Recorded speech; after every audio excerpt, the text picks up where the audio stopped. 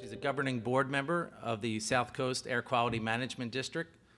She's also a city council member of the Rolling Hills Estates, and she serves as vice chair of the South Bay Cities Council of Governments, and also serves on the executive board of the League of California Cities. Judith Mitchell.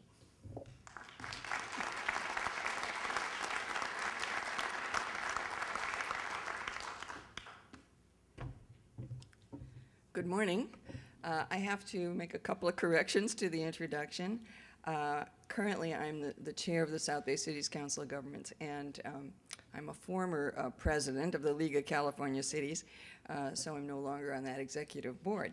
But good morning, and thank you to Mayor Villarosa for coming this morning and having some time with us on at this time, which I think is sort of a revolutionary time. I think we are standing on the edge of major changes that we will see in Southern California and also across our nation. The South Coast Air District is a very enthusiastic co-funder of this event, and someone asked me this morning what AQMD is. I think most people know it's the South Coast Air Quality Management District, and we are the regulators of air quality in 4 counties of Southern California. And we've been around since the early 70s when the Clean Air Act was passed. We especially want to thank SoCal EV for coming forward and hosting this EV plug-in readiness dialogue that we're going to have here this morning. We want to thank UCLA for their hospitality today, and also for their tremendous track record of solid academic research on the adverse health impacts of conventional vehicle emissions. And I had the pleasure a couple of weeks ago at the Clean Air Awards luncheon, which we hold, which the AQMD sponsors every year, of meeting some of the academics from UCLA who are doing some really important research in this area. Since today's workshop is aimed at cities and utilities, I'll recap my city credentials. I serve as city council member, and I represent on the AQMD board 51 cities in the western half of Los Angeles County. And as the chair of the South Bay Cities Council of Government, I represent 16 cities that are in the South Bay region of Los Angeles County. Cities, counties, and utilities are in the forefront of moving to the green transportation choices. And we can further accelerate our progress by collaborating and sharing best practices, lessons learned, and innovative incentive mechanisms. And we'll be hearing about that today. One of the specific goals of this workshop, for example, is to support and encourage streamlined permitting templates for EV charging equipment, which some jurisdictions are already working on. And I know that Southern California Edison is also working on it. When I leave here today, I'm heading out to Southern California Edison because they have established a government advisory panel of council members and primarily city council people in this region to talk about the future. What are we going to need to get ready for the electric vehicles? So the utility providers are a component of this whole process, an important component. We want to establish a system so that a consumer can purchase a new plug-in EV, drive it home, and plug it in that night with no lag because they were unfamiliar with the permitting process or the charging installation process. This EV 101 workshop represents a great opportunity for local entities to identify their concerns and the bumps in the road ahead of time so that together we can steer a more direct path to the mutual goal of widespread EV use. And a few weeks ago I went to, well actually it was just a couple of weeks ago, to the Alt-Car Expo that was in Santa Monica. And that was quite a wonderful event, and I got to see there a number of the charging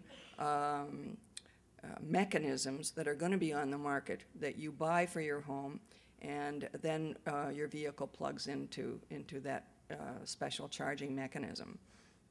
So over the past 6 decades, our region has tackled unhealthy emissions from a wide variety of sources, and we have acted on the conviction that continuing two-way communication is at the heart of every successful case study in cleaning up air pollution.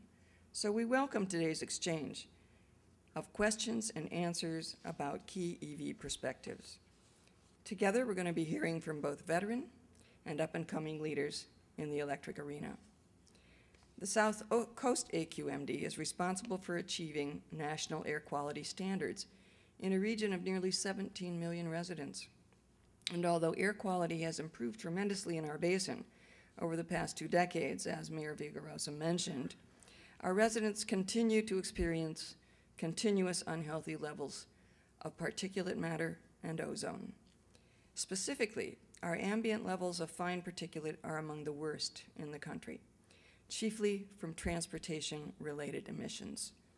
In addition, some portions of our basin suffer even higher than average asthma and cancer risks because of proximity to busy roadways and goods movement corridors. The body of scientific evidence is now very strong on the adverse health effects of air pollution from our large number of conventional combustion-driven vehicles. The closer the scientists look, the more serious are their findings. There are high numbers of premature deaths, hospital admissions, cardiovascular and respiratory illness, lost work and school days, and tens of billions of dollars in both public and private costs associated with this degree of public health damage.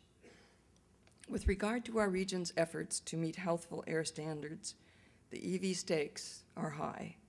A recent editorial in the Journal of Epidemiology, and I have a copy of it right here, showed that this editorial came out this last spring, but it shows us how important the stakes are as we go forward. The title of this editorial is "A Transition to Plug-in Hybrid Electric Vehicles, Why Public Health Professionals Care About This." Now, if you're a non-medical professional like myself, you first notice that here is a leading international journal dedicated to public health research. And it's featuring a 3-page editorial noting that plug-in EVs are a major tool to reduce the incidence of cancer, asthma, heart and lung disease, as well as lower greenhouse gases that will likely contribute to infectious disease epidemics. But the most important line in the editorial might be this one. While the health benefits of plug-in hybrid vehicles may appear to be widely recognized, they have not yet occurred.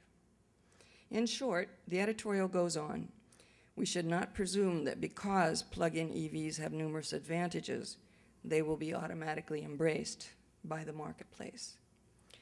Today's EV 101 workshop is built around our upfront awareness that consumer experience with EV charging in the next couple of years will play a vital role in early market success and acceptance by the general public.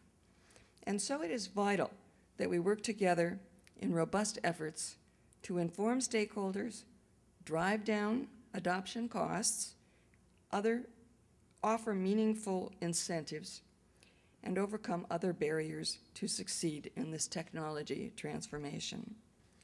It's a revealing fact that at most EV events in the past year or so, a lot of public interest isn't about the environmental benefits, but rather the economic and energy security benefits.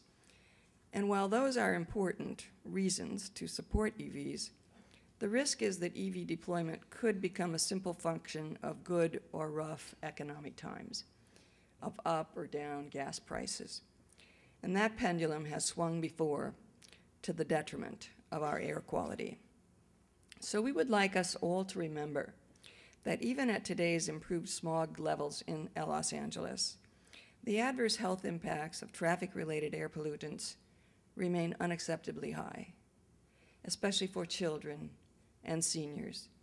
When we are able to widely deploy EVs and lift the pollution burden of conventional combustion-driven vehicles, it'll be much more than a series of EV marketing victories.